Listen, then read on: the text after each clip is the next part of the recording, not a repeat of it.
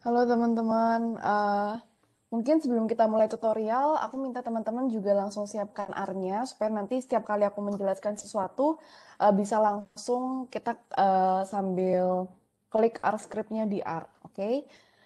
Jadi selamat siang teman-teman, balik lagi sama aku Justa Widajani. Jadi hari ini kita akan membahas section yang kedua dari serangkaian tutorial R yang diadakan oleh Lab Ilmu Ekonomi.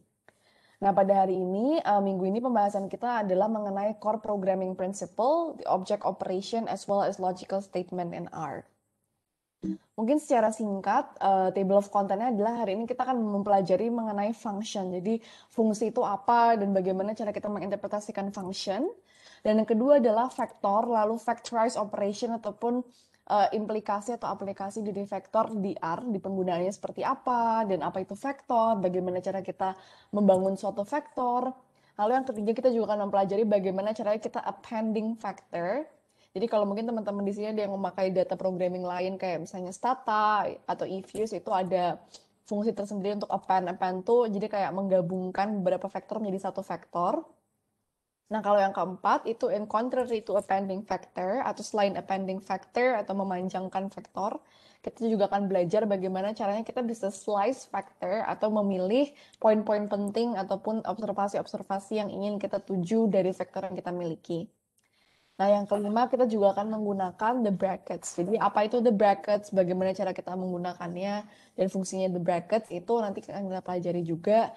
Dan yang keenam adalah kita akan mempelajari apa itu fungsi, lalu paket-paket atau packages yang ada di area itu apa saja, dan bagaimana cara penggunaannya.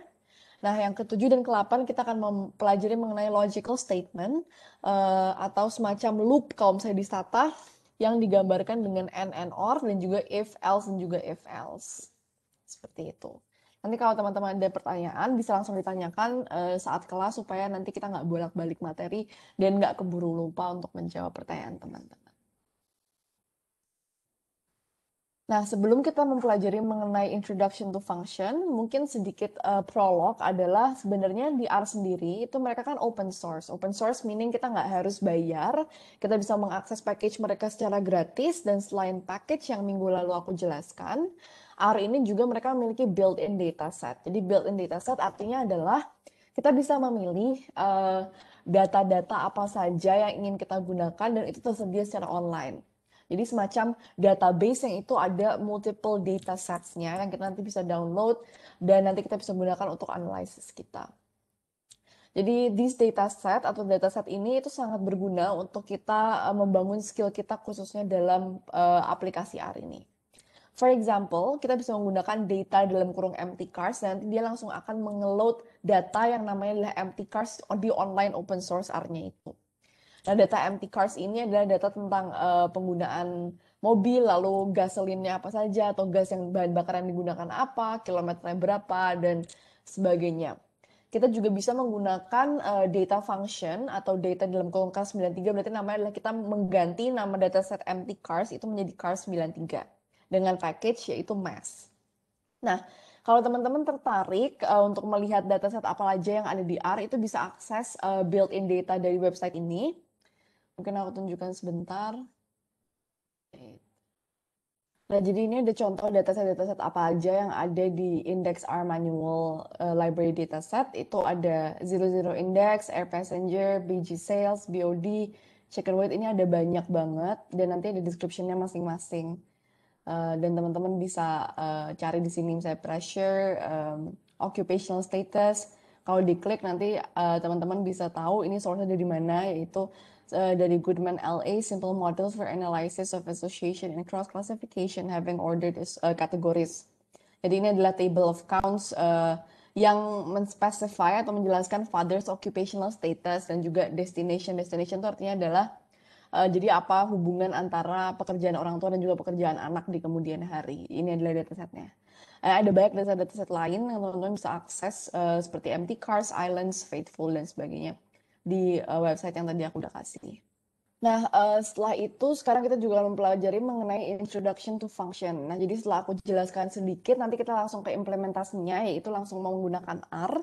Jadi intinya sebenarnya ini cukup singkat. Jadi fungsi itu didefinisikan sebagai biasanya diidentifikasi dengan sign brackets ataupun dalam kurung itu untuk inputnya.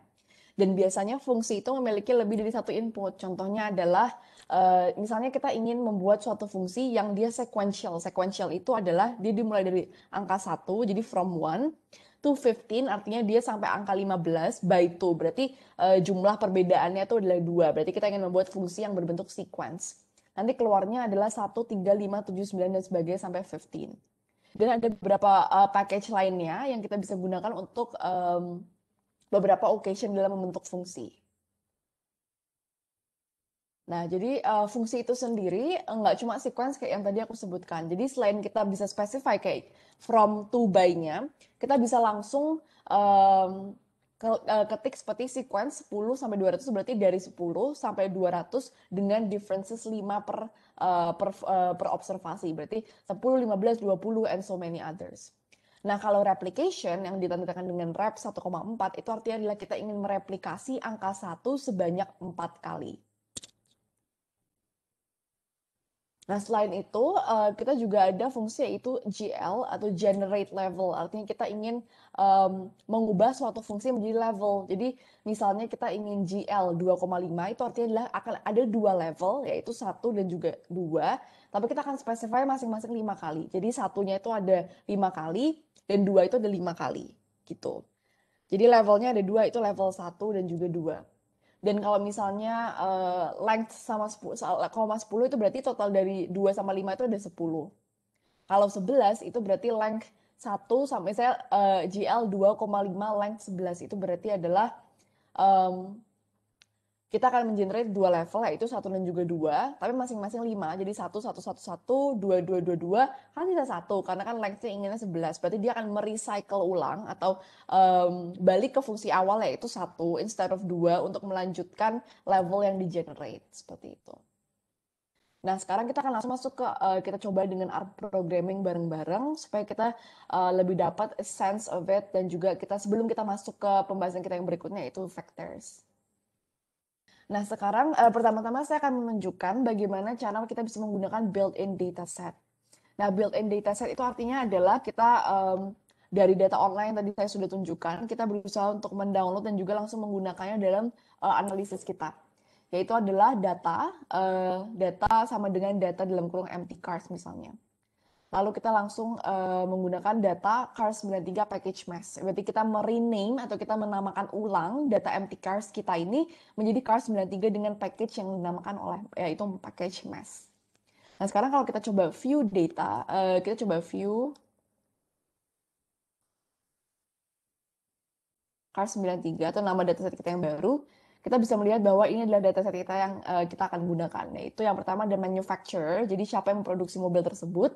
Lalu model dari mobil tersebut itu apa, tipenya apa, apakah small car, apakah mid-size car, apakah compact car, dan sebagainya. Lalu ada minimum price-nya berapa, price secara rata-ratanya berapa, maksimum price-nya berapa, miles per gallon itu berapa MPG, airbags ada atau enggak, drivetrain ada enggak, and so many other variable. Jadi ya teman-teman bisa lihat ya ada banyak sekali variabel. Ada turn circle, wheelbase, luggage room, beratnya berapa, panjangnya berapa, passengernya berapa, dan yang memproduksi siapa. Nanti teman-teman bisa coba explore sendiri untuk data-data lain dan juga bisa mungkin mencoba mencari summary statisticsnya dan sebagainya seperti tugas kita di minggu yang lalu. Nah, sekarang kita akan fokus terhadap introduction kita kepada function. Nah, jadi di introduction kita terhadap function ini, oke teman-teman, sorry tadi error. Sekarang apakah sudah ada lagi R-nya?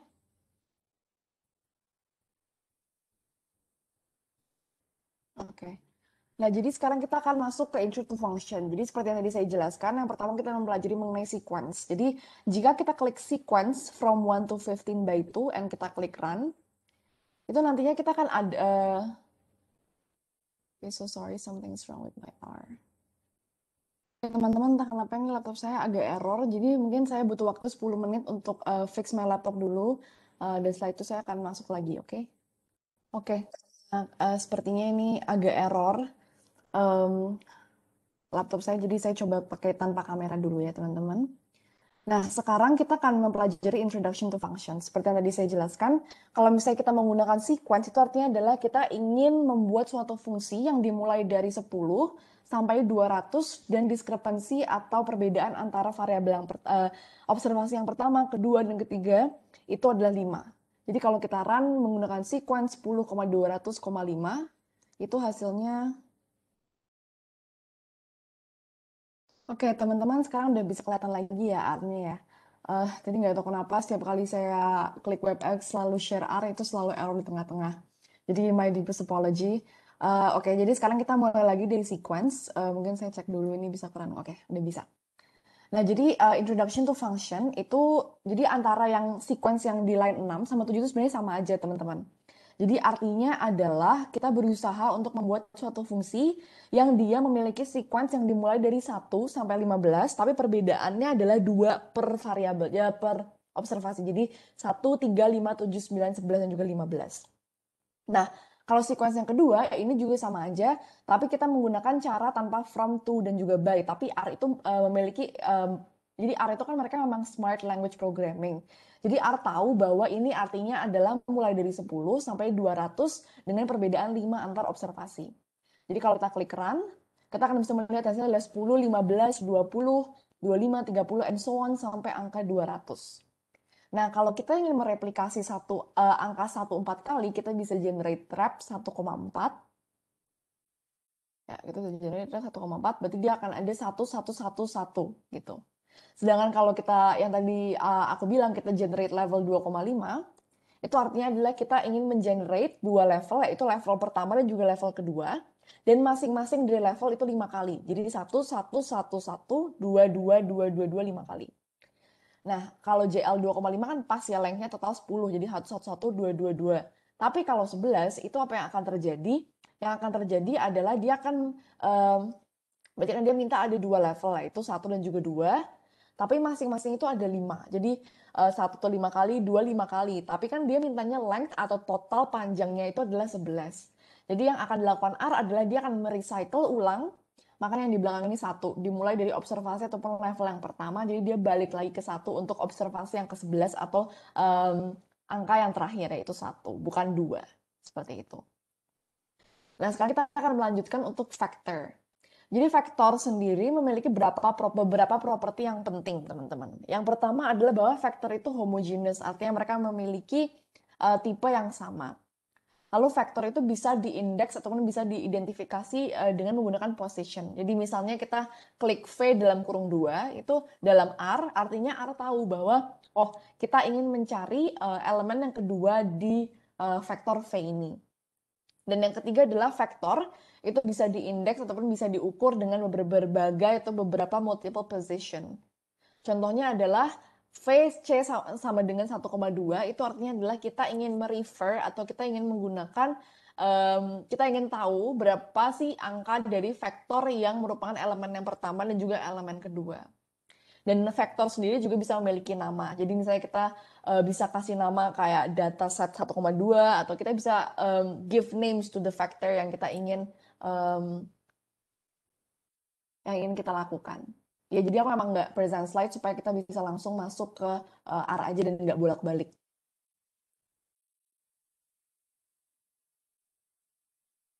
Oke, sekarang yang pertama adalah vector. Nah, vektor itu sendiri ini adalah contoh bahwa kita ingin menamakan vektor. Jadi misalnya V itu berarti kita mengenerate atau kita memanggil atau kita menamakan vektor kita dengan nama V yang isinya adalah sequence ataupun urutannya adalah dari 10 sampai 100 dengan perbedaan 10 antar observasi. Jadi misalnya kita klik V, lalu kita sekarang mau lihat V itu berapa. V itu adalah 10, 20, 30 dan sebagainya sampai 100. Nah, sekarang kita ingin memanggil vektor elemen yang kedua itu berapa. Nah, caranya adalah V dalam kurung angka 2. Jadi brackets observasi elemen yang kedua. Nah, elemen yang kedua adalah 20, which is benar. Karena kita lihat bahwa elemen yang kedua adalah 10, 20. Berarti 20 adalah elemen yang kedua. Selain itu, kita juga bisa mencari dua elemen sekaligus dengan kita mengenerate V dalam kurung C, 1,2. Kenapa C? Karena di saat vektor itu lebih dari satu, itu berarti kan dia udah jadi matriks. Nah, karena dia menjadi matriks, kita berusaha untuk membuat suatu kolom, yaitu makanya kita menggunakan C sama seperti yang minggu lalu aku jelaskan. Nah, dengan kita mengenerate V dalam kurung C dalam kurung 1,2, kita bisa dapatkan di sini ya teman-teman bahwa ada dua observasi, yaitu observasi yang pertama yaitu 10 dan juga observasi yang kedua yaitu 20.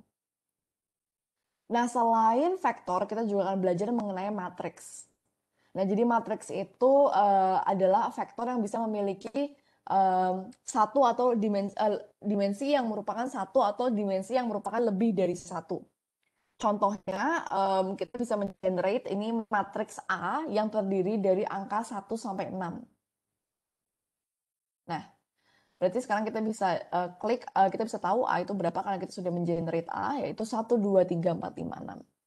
Dan dengan kalau misalnya kita penasaran nih, oh ya cara mencari dimension dari matriks kita gimana sih Mbak? Nah caranya kita langsung aja klik dim dalam kurung A, ini untuk mencari dimension.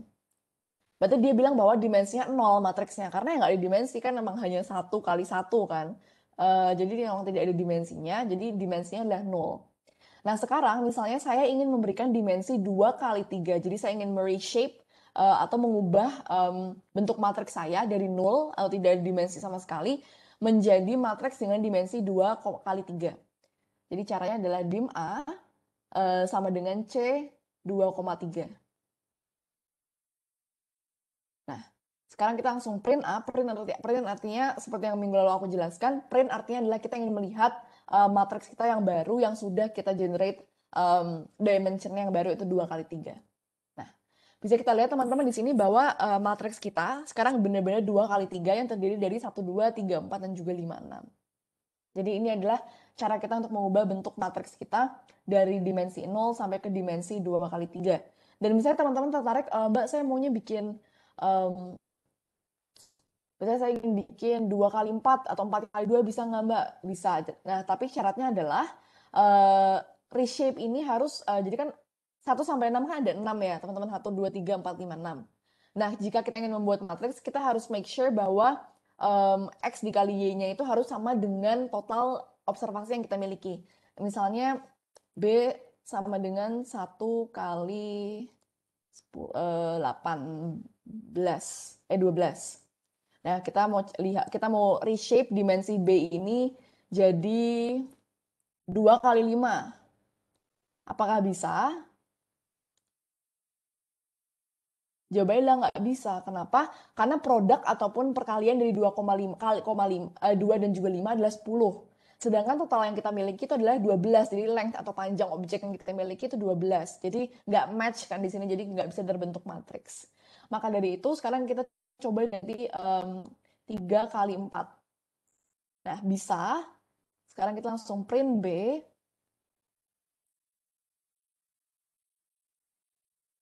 Nah, di sini berhasil, nah itu kita bisa mengenerate suatu matriks 3 kali 4, karena 3 kali 4 kalau dikalikan itu sama dengan jumlah ataupun panjang dari objek yang kita miliki, yaitu 12. Jadi ini salah satu caranya teman-teman untuk rule of thumb-nya, yang teman-teman bisa ingat bagaimana caranya untuk mengenerate atau mengembangkan suatu matriks dan mengubah dimensi dari matriks tersebut. Nah, sekarang kita akan belajar materi kita yang keempat, yaitu slicing factors and also data frame. Jadi slicing factors, jadi data frame itu apa? Mungkin ini aku bacakan aja supaya kita nggak bolak-balik. Jadi data frame itu adalah struktur yang cukup fleksibel dan juga powerful. Jadi hampir semua properti yang nantinya kita akan gunakan di R itu bentuknya data frame semua, teman-teman. Nah, jadi dalam data frame itu sendiri ada beberapa elemen yang bentuknya itu hanya bisa vektor, tapi bisa juga faktor. Dan semua vektor ataupun faktor itu nanti dikumpulkan dalam suatu kolom yang kita sebut sebagai data frame. Nah, kolomnya itu harus memiliki nama. Jadi misalnya kita ingin mengenerate 3 kolom, itu kita harus memiliki misalnya kolom A, B, C. Jadi harus memiliki nama. Nah, slicing factor itu apa? Slicing factor adalah kita ingin memilah-milah. Jadi kita tidak ingin menggunakan semua vektornya. Kita hanya ingin memilah-milah beberapa vektor yang ingin kita gunakan atau mempinpoint beberapa observasi yang ingin kita gunakan. Nah, caranya adalah pertama misalnya saya ingin mengenerate suatu data yaitu data frame yaitu DF yang terdiri dari 10 observasi yaitu angka 1 sampai 10. Nah, dimension dari df seperti biasa 0. Dan sekarang kita ingin mengubah dimensinya jadi matriks 2 kali 5. Nah, jadi saat saya print itu dia bentuknya adalah 1, 2, 3, 4, 5, 6, 7, 8, 9, 10. 2 kali 5 adalah panjang lebar panjang dikalikan lebarnya. Nah, sekarang saya ingin men-slice factor. Saya ingin tahu nih first row-nya atau jajaran pertama dari matriksnya itu berapa. Jadi saya simply klik df 1, karena kan ini row, kolom teman-teman. Jadi df 1, 1 koma dan dikosongin aja. Dan di sini dia langsung bisa tahu bahwa di first row atau jajaran yang pertama itu ada observasi 1, 3, 5, 7, 9. Misal saya tertarik, saya sekarang mau melihat di row kedua itu ada berapa. Nah, observasi kedua atau row kedua itu ada 2, 4, 6, 8, 10. Nah, sekarang kita ingin meneliti fourth column atau kolom yang keempat. Nah, kolom yang keempat, bisa kita lihat bahwa kolom yang keempat isi 7 dan juga 8. Sedangkan misalnya sekarang kita ingin melihat kolom yang pertama.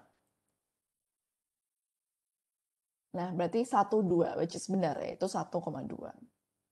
Nah, apabila kita tertarik untuk melihat multiple factor, jadi multiple row dan juga kolom. Ini misalnya saya ingin melihat row 1 sampai row 2, dan juga kolom 1, 3, dan juga 5. 1, 3, dan juga 5, ya kan? Jadi saya ingin melihat row 1 sampai 2, dan juga kolom 1, 3, dan juga 5. Berarti hasilnya adalah 1, 2, 5, 6, yaitu kolom ketiga, dan juga kolom kelima adalah 9, 10.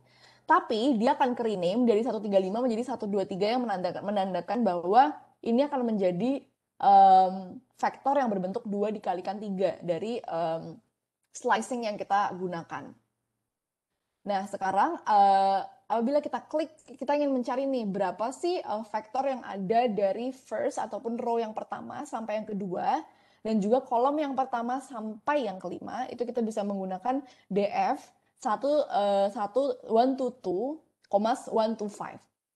Nah, sekarang kita klik, dan kita bisa langsung lihat bahwa ini adalah first until second row, jadi row yang pertama dan juga kedua, dengan kolom 1 sampai ke 5. Jadi first, second, third, fourth, fifth, yaitu 1, 2, 3, 4, 5, 6, 7, 8, 9, 10. Nah, kalau dalam penerapannya gimana sih Mbak dalam suatu pengolahan dataset? Misalnya kita menggunakan data cars kita yang tadi ya. Kita panggil dulu data cars kita. Dan sekarang misalnya kan ada banyak variabel ya teman-teman seperti yang tadi aku jelaskan. Misalnya aku cuma pengen lihat nih model tuh apa, variabel model tuh apa aja. Nah, kita tinggal klik cars93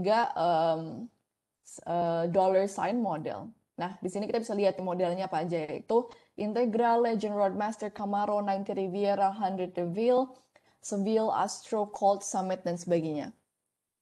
Misal saya tertarik untuk lihat variabel lain, kita bisa langsung panggil datasetnya, lalu misalnya aku pengen lihat minimum price-nya berapa. Nah, ini adalah minimum price-nya, itu ada 12,9, 34,7, dan sebagainya sesuai dengan observasinya. Nah, kalau kita menggunakan angka negatif seperti ini, itu berarti artinya adalah kita ingin mencari semua, atau kita ingin melist semua vektor, kecuali first until second row dalam row kita. Gitu. Karena ada negatif. Jadi negatif itu artinya adalah contrary atau berkebalikan. Kalau 1, sampai 2, yang positif tadi kan artinya kita ingin melist row kita yang ada di row pertama sampai row kedua. Kalau dengan menggunakan negatif itu artinya adalah kita ingin menginclude semua elemen kecuali yang ada di row pertama dan juga row kedua. Nah, jadi bisa kita cari dan hasilnya adalah 1 dan juga 2. Jadi kita ingin melihat row mana aja all element, jadi semua elemen yang ada kecuali di first until second row dari dataset kita. Nah, sekarang kita akan menuju ke pembahasan kita, yaitu using the brackets. Nah, using the brackets itu apa, teman-teman? Jadi, using the brackets adalah bagaimana cara kita menggunakan brackets itu. Jadi, sebenarnya secara tidak langsung dari tadi sudah kita bahas, cuma mungkin ini lebih ke materi yang lebih detail mengenai brackets yang akan kita gunakan. Nah, misal sekarang saya ingin mengenerate vektor yang terdiri dari vektor X yang terdiri dari angka 1, 120, 200, dan juga 300.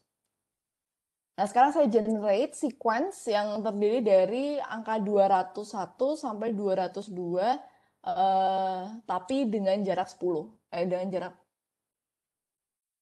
kita ingin kita dengan jarak 1 aja. Berarti kita bisa lihat bahwa Y itu adalah 201, 202.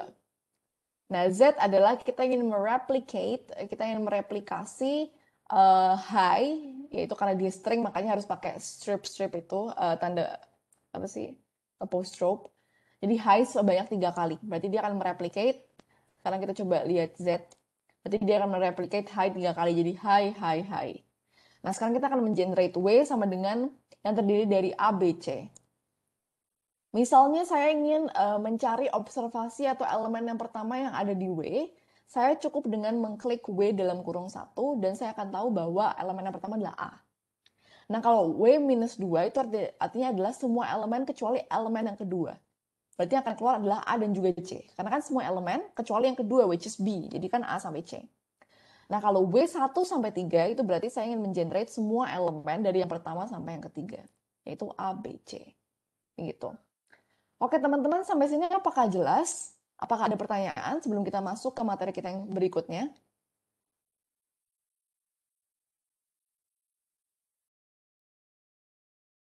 Oke, kita coba break dulu ya teman-teman 10 menit sebelum kita masuk ke materi kita, yaitu appending data to factor dan juga factors, dan nanti kita akan mengcompare antara vektor. Oke teman-teman, sekarang kita langsung mulai aja ya, supaya kita nggak terlalu lama tutorial pada hari ini. Nah, jadi tadi materi terakhir kita adalah using the brackets. Nah, sekarang kita mau belajar cara kita meng-append ataupun kita bisa menggabungkan beberapa vektor menjadi satu appended factor ataupun satu vektor yang lebih panjang. Jadi misalnya saya memiliki vektor yaitu V yang terdiri dari 1, 2,3. Lalu kita run, dan lalu setelah itu kita juga menambahkan angka 4. Jadi kita simply bilang bahwa V kita yang kedua atau V ini sama dengan V kita yang sebelumnya, yaitu V 1,23,4. Jadi 1, 2, 3, 4. Sekarang kita coba run jadi 1, 2, 3, 4. Nah, selain V, kita juga ingin mengenerate vektor baru yaitu W. Nah, W ini terdiri dari 5, 6, 7, dan juga 8. Sekarang yang ingin saya lakukan adalah aku ingin membuat vektor baru yaitu V yang terdiri dari V dan juga W. Jadi V sama dengan C dalam kurung V, W. Sekarang kalau saya klik V, itu dia akan appended. Jadi dia akan ada di 1, 2, 3. Jadi saat saya klik V, dia akan appended atau dia akan menggabungkan vektor yaitu V dan juga W, yaitu 1, 2, 3, 4, 5, 6, 7, 8. Jadi itu adalah cara kita untuk menggabungkan dua vektor. Cukup gampang dan cukup sederhana. Jadi it's pretty apa ya, very intuitive. Jadi kayak kita selama kita paham mengenai konsep data frame, konsep vektor yang sederhana, kita bisa langsung menggunakan logic kita langsung append data to a vector tanpa harus memikirkan teori yang berlebihan atau comments yang agak rumit gitu. Nah, sekarang yang kedua kita ingin mempelajari mengenai vector. Jadi bukan vector tapi factor. Jadi vector itu terlihat seperti vector, tapi dia bisa menghandle value selain angka dan juga selain string. Jadi misalnya dia bisa menghandle levels, categorical variable, dan juga grouping. Jadi categorical variable itu seperti level. Jadi misalnya teman-teman memiliki data di mana teman-teman mengelompokkan pendapatan menjadi 4. Misalnya low income household, mid income, lalu high income, and also highest income level. Jadi itu namanya adalah categorical variable karena kita memiliki 4 level ataupun 4 indeks yang indeks itu merepresentasikan ataupun mendefinisikan suatu perbedaan dari grup-grup tertentu. Jadi itu adalah faktor. Dan faktor ini itu bisa menghandle fungsi-fungsi itu. Jadi dia bisa menghandle levels, dia bisa menghandle categorical variable, dan dia juga bisa menghandle grouping. Jadi grouping adalah kita melabel beberapa data dan kita menggrup-grupkannya berdasarkan similarities ataupun differences-nya masing-masing. Jadi misalnya saya ingin mengenerate vector yang terdiri dari cars. Jadi cars ini terdiri dari angka 2 sampai 5 misalnya ya. Berarti kan 2, 3, 4, 5. Ya kan 2, 3, 4, 5. Nah, tapi tadi itu adalah cars dalam bentuk numerik. Misalnya sekarang aku pengen bahwa cars itu 2, 3, 4, 5 itu categorical. Categorical artinya adalah 2 itu merepresentasikan sesuatu, bukan hanya angka 2. Misalnya 2 itu Mercy, 3 Toyota, 4 misalnya Honda, 5 apa ya, some types of car lah. Jadi misalnya ada 2, 3, 4, 5, ada 4 categorical variable. Cara kita menggantinya adalah kita klik cars. Jadi kita tinggal bikin cars sama dengan S factor. Jadi kita menjadikan cars ini menjadi faktor dalam kurung cars. Nah sekarang kalau kita coba lihat level cars, di sini kita bisa tahu bahwa ada 4 level cars, which is benar kan yang tadi kita sebutkan bahwa ada 4 level cars yang terdiri dari 2, 3, 4, 5. Masing-masing merepresentasikan jenis cars yang berbeda. Jadi itu artinya dari faktor, teman-teman. Nah, sekarang selain kita mempelajari mengenai faktor, kita juga kan mempelajari mengenai cara kita mengcompare atau cara kita membandingkan vektor. Jadi, arti membandingkan itu seperti apa? Nah, misal sekarang saya memiliki suatu vektor ataupun suatu fungsi yang yaitu LinkedIn yang terdiri dari angka 16, 9, 13, 5, 2, 17, dan juga 14. Lalu sekarang saya mengenerate another factor yang dinamakan Facebook yang terdiri dari angka 17, 7, 5, 16, 8, 13, 14. Caranya adalah kita cukup klik views. Jadi kita mau buat matriks yang dimana matriksnya itu berupa LinkedIn, Facebook, and row-nya 2 karena ada dua observasi itu dua vektor itu LinkedIn dan juga Facebook by row. Sekarang kita klik. Nah, kita ingin melihat, kita ingin mengcompare dari LinkedIn dan juga Facebook ini yang merupakan sekarang matriks gabungan, yang views-nya itu sama dengan 13 itu berapa. Nah, jadi kan tadi akhirnya kita gabungkan ya. Jadi sekarang coba kita sekarang klik views. Ya kan, kalau kita klik views, itu kita menggabungkan dua matriks, yaitu matriks LinkedIn dan juga matriks Facebook. Jadi 16, 9, 13, 5, 2, 17, 14. Jadi yang atas ini adalah LinkedIn, yang bawah adalah Facebook. Nah, setelah itu kita namakan ini semua menjadi views. Nah, setelah kita namakan views, kita cari apakah views ini observasinya sama dengan 13. Jadi dia ternyata false. Jadi yang true hanya 2, yaitu observasi yang 1,3 dan juga observasi 2,6 yang memang views-nya itu sama dengan 13, sisanya false. Jadi itu cara kita untuk membandingkan vektor. Jadi caranya adalah misal kita memiliki 2 vektor, kita harus menggabungkan dulu, we have to append.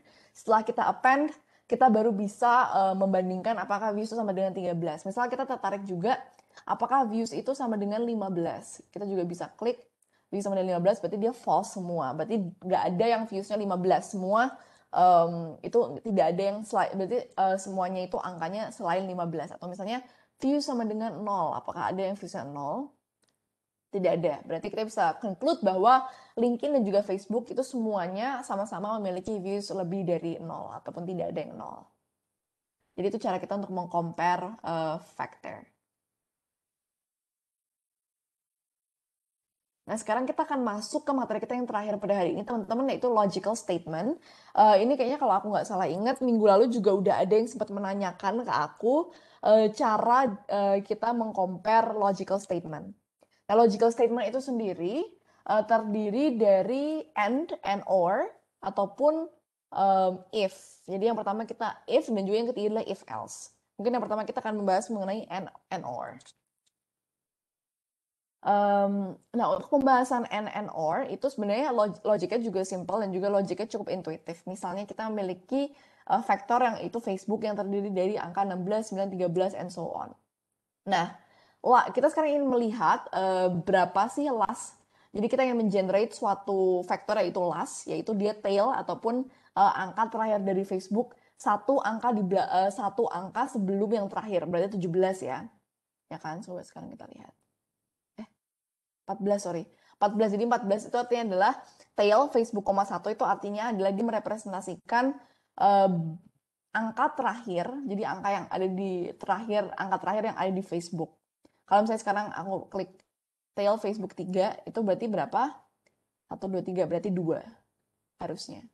2, 17, 14. Jadi um, kita tadi mengenerate Facebook, 1, berarti tail itu artinya kita dari belakang, jadi kita backward, kita cari satu angka yang paling belakang di Facebook yaitu 14. Kalau kita generate 2, berarti kita ingin melihat 2 angka terakhir yang ada di matriks Facebook, yang ada di vektor Facebook ini, berarti 17 dan juga 14. Sekarang kita fokus ke Facebook yaitu 1. Nah sekarang kita pengen tanya nih teman-teman menggunakan and or, logical statement-nya. Apakah last, yaitu variabel kita tadi kita generate ini, ada di bawah 5 atau lebih dari 10? Berarti caranya adalah cukup dengan last. Apakah last itu kurang dari 5? Kan berarti, atau last lebih dari 10? Kita klik dan jawabannya adalah true. True artinya adalah karena last kita itu kan tadi angkanya berapa teman-teman? Last ada yang ingat? Last adalah 14 kan? Nah, last yang 14 ataupun angka terakhir yang ada di Facebook ini, itu kan 14 itu kan walaupun dia tidak kurang dari 5, tapi kan dia lebih dari 10. Karena dia or itu kan berarti bisa pilih salah satu. Nah, maka dari itu berarti dia jawabannya true karena dia fulfill one of the conditions ataupun prerequisite yang kita kasih, yaitu and or ini. Beda kalau dia and ya teman-teman. Nah, misal dia and, itu kan berarti dia harus memfulfill 2 kriteria yang ada di yang kita sebutkan, yaitu dia harus sorry. Oke. Ya, jadi itu tadi adalah and or. Jadi kalau and or kan kita hanya harus memfulfill satu kondisi yang ditentukan dari and or. Tapi kalau misalnya itu kalau or. Tapi kalau misalnya and itu kan artinya kita harus memfulfill 2 kondisi yang ditentukan oleh prerequisite yang kita tentukan. Misalnya sekarang kita mau lihat apakah angka last yaitu 14 tadi itu lebih dari 15 dan kurang dari sama dengan 20. Coba kita klik dan kita tahu bahwa jawabannya false. Kenapa? Karena walaupun dia kurang dari sama dengan 20, dia tidak lebih dari 15. Dan in order to fulfill the end condition, kita harus sama-sama memenuhi syarat yang pertama, yaitu dia harus lebih dari 15. Dan syarat yang kedua, yaitu dia harus lebih kecil sama dengan dari 20. Begitu. Nah sekarang pertanyaan yang kedua adalah, when is views, jadi kapan views itu ada di antara angka 11, eksklusif, dan juga 14. Berarti kita langsung aja, eksklusif artinya adalah 11 nggak termasuk, jadi lebih dari 11, atau dan juga 14, jadi lebih kecil dari 14 sama dengan karena inklusif. Jadi inklusif artinya adalah 14 termasuk, kalau eksklusif artinya adalah tidak termasuk. Nah, semisal kita pengen tahu nih teman-teman, views kan tadi angkanya, angka views kita kan tadi udah kita, itu ya, udah kita generate di atas ini yang false, true itu. Sekarang kita pengen lihat apakah views itu lebih dari 11, eksklusif berarti nggak harus pakai sama dengan karena eksklusif. Dan views itu lebih kecil sama dengan 14, berarti 14 termasuk. Kita klik. Dan jawabannya adalah false, true, false. Berarti observasi yang row 1, kolom 3 ini dia benar, dan satu lagi 2,6 itu dia benar, yaitu dia ada di antara 1 eksklusif sampai ke 14 inklusif. Jadi itu cara mudah supaya misalnya tanya teman-teman tertarik untuk memilih beberapa data ataupun ingin melihat misalnya tabulasi data yang memang misalnya dia memiliki anak lebih dari 3 atau memiliki anak antara 3 sampai 5. Jadi teman-teman bisa mengenerate matriks ini. Nah, sekarang kita akan membahas topik kita yang terakhir dalam looping, yaitu if dan juga nantinya if else. Tapi sampai sini teman-teman apakah ada yang mau ditanyakan?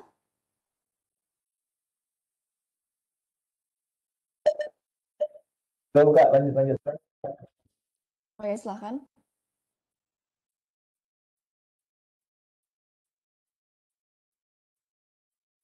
Halo?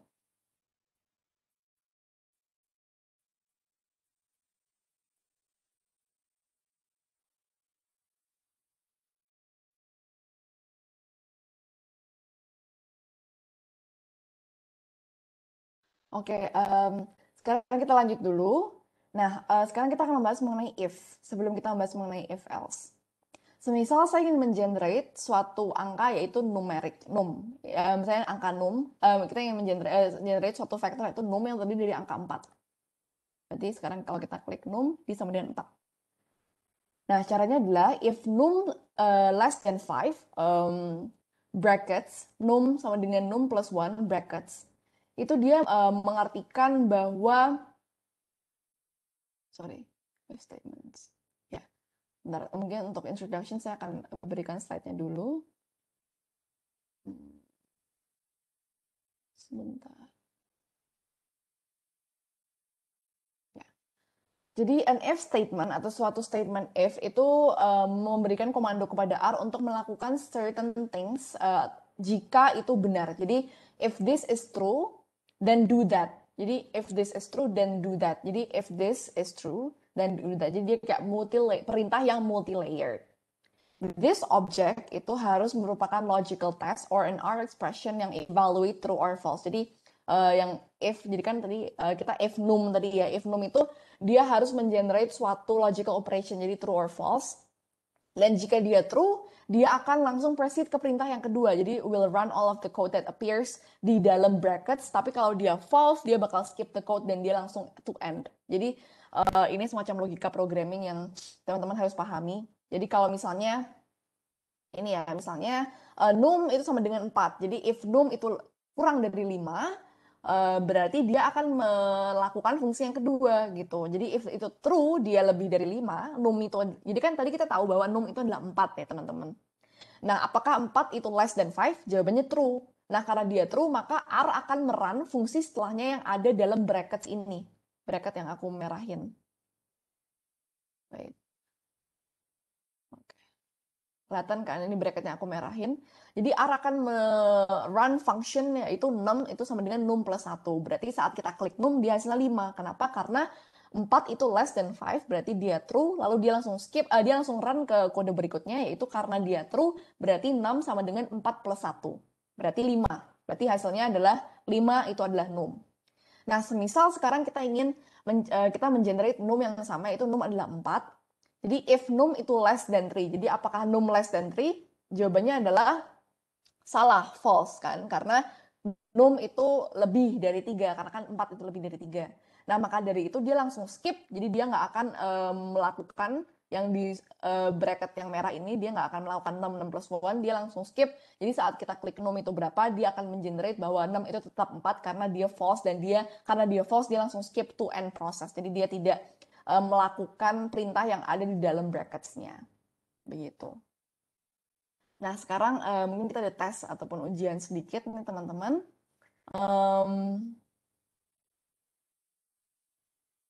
Ya, ini agak multi-layer dan terkesan membingungkan. Ini kenapa ya? Apakah ini pertanyaan? Oh, oke. Ya, teman-teman, apakah sekarang aku kasih waktu 5 menit untuk menjawab pertanyaan ini? Jadi sama konsepnya seperti yang tadi, X sama dengan 1. Jadi apakah X itu lebih besar sama dengan dari 10? Itu sesuai dengan penjelasan aku yang tadi. Kita coba kerjakan bareng-bareng dulu. Dan aku waktu 5 menit untuk teman-teman berpikir.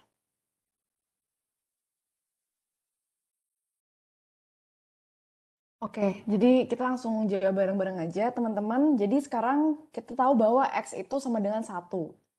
Nah, if X itu less atau sama dengan 10, which is iya, karena 1 itu lebih kecil dari 10, berarti kita langsung ke code yang berikutnya, yaitu X itu sama dengan X kali 2 plus 10. Berarti kan 12, ya kan teman-teman? Nah, pertanyaan yang kedua adalah if X sama dengan 8, nah, tapi kan X itu bukan sama dengan 8, jadi dia sama dengan 1.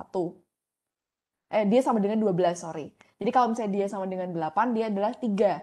Nah, tapi karena dia false, jadi kita langsung skip ke yang terakhir, berarti X yang terakhir itu adalah 12. Sampai sini apakah ada pertanyaan? Berarti udah bisa semua ya ini ya. Aku lihat udah di forumnya udah pada bener jawabnya. Yang terakhir kita akan membahas mengenai if-else statement. Jadi if-else ini mirip dengan if, tapi dia lebih multi-layered. Jadi misalnya, jadi sebenarnya tadi yang tadi kita kerjakan itu if-else teman-teman, karena dia ada multi-layered ya kan. Jadi teman-teman udah paham idea about if dan juga if-else. Jadi if-else ini adalah if this is true, then do plan A. Kalau misalnya salah, do plan B. Jadi kalau tadi itu if. Sorry tadi benerin kita tadi if. Kalau if-else itu adalah kalau if itu benar kita ke plan A, kalau dia salah do the otherwise atau yang plan B. Jadi dia akan memiliki semacam dua cabang. Kalau if kan dia hanya ya tidak, true false. Tapi kalau saya if else itu jika ya dia outcome yang akan berbeda, jika tidak dia juga akan memiliki outcome yang berbeda. Contohnya adalah semisal B itu adalah 5. Jadi if B is less than 5, berarti B sama dengan B-2. Else, atau selain itu, berarti B sama dengan -1. Berarti di sini gampang ya, kita bisa sama-sama ngerti bahwa B itu adalah 5. Jadi B itu tidak kurang dari 5. Jadi ini adalah false. Nah, karena dia false, berarti kita masuk ke yang else, bukan yang ke if. Jadi kita langsung masuk yang ke else, berarti dia B-1, berarti 5 minus 1 itu sama dengan 4. Nah, contoh yang kedua, misal B itu kurang dari 5. B itu sama dengan 5. Jadi if B itu less than 6, which is benar karena 5 itu lebih kecil daripada 6, berarti kita langsung run ke yang kedua, yaitu B-2. Jadi kita langsung nggak usah pedulikan else-nya, karena if-nya itu benar, true, berarti kita langsung ke proceed ke the next language, yaitu code, yaitu B-2. Berarti B adalah 5 minus 2 atau 3. Begitu.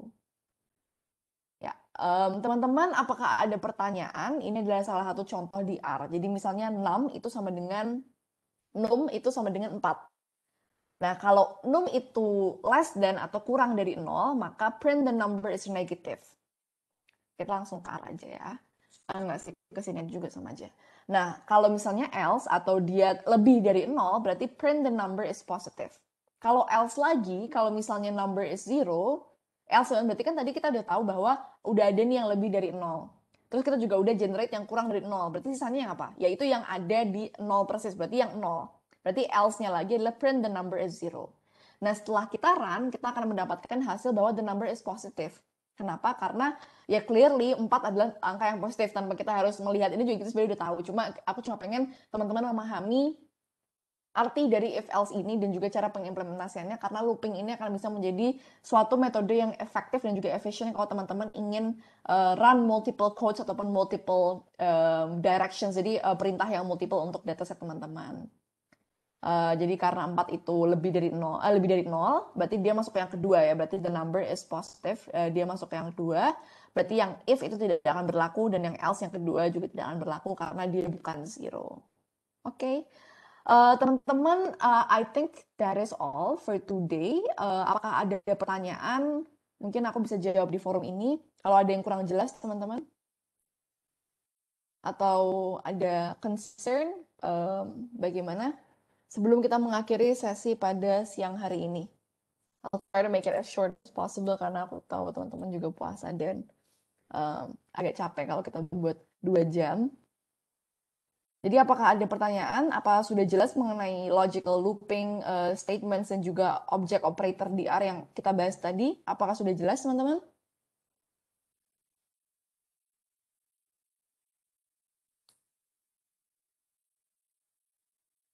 Halo?